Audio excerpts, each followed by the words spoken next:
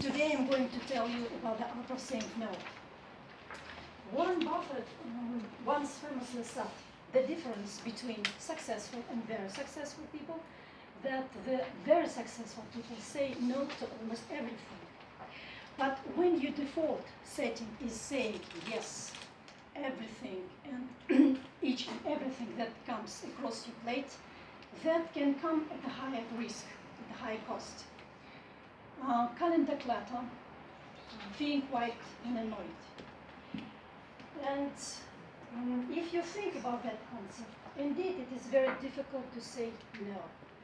Do you have a few minutes of your time? Sure. Would you join us for a dinner? Sure. Because we say yes very quickly, but no very slowly.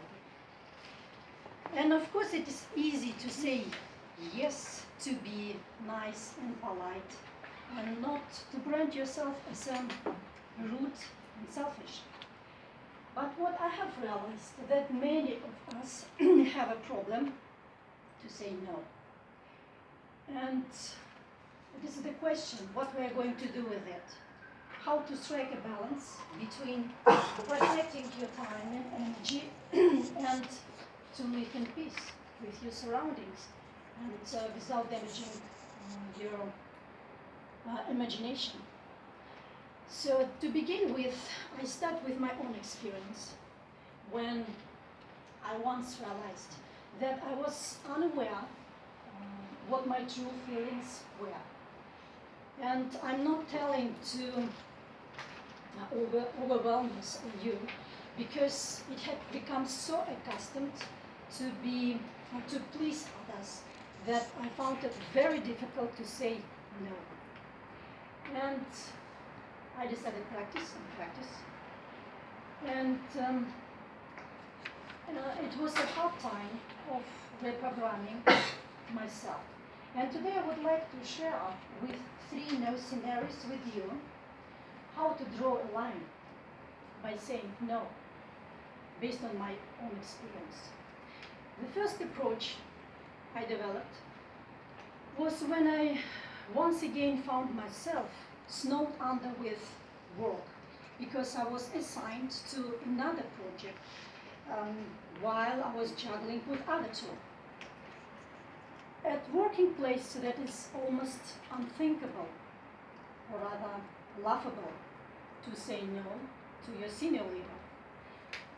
But you should keep in mind that by saying yes, it would be your commitment, your obligation to fulfill deadline and provide faultless performance to all projects.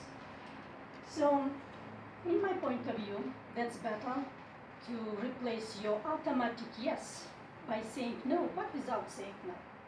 For instance, when your manager comes to you to do an X, you should say, well, I'm very happy to make it the priority, but what should I deprioritize to focus on another one?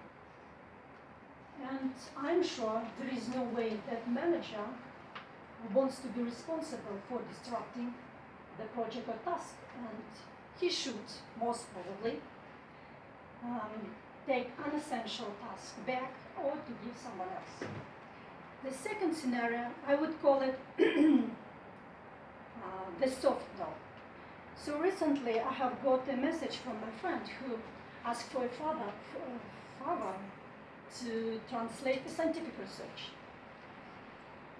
On the one hand, I was in an awkward situation, because on the one hand, it is a beautiful thing to be emotionally, spiritually, or even professionally be supportive for your friends. But on the other hand, I was so consumed with my work that I couldn't have time to work on it. So after hesitating for a while, I said, I wish I could, but I can't. And added with reasonable explanation why I can't. And I think in this case, it does have to come up not harsh, because you are dealing with nearest and dearest. The last but not the least is the hard no. And I would address it to any kind of relations, between relatives, between colleagues, and even spouses. When they go beyond the line, when you feel depressed or exploited. And in my point of view, there is no room for negotiating and to be scapegoat for, let's say, a member of family who never ends her endless requests or demands. The universal recipe for it to say no in calm and hard way.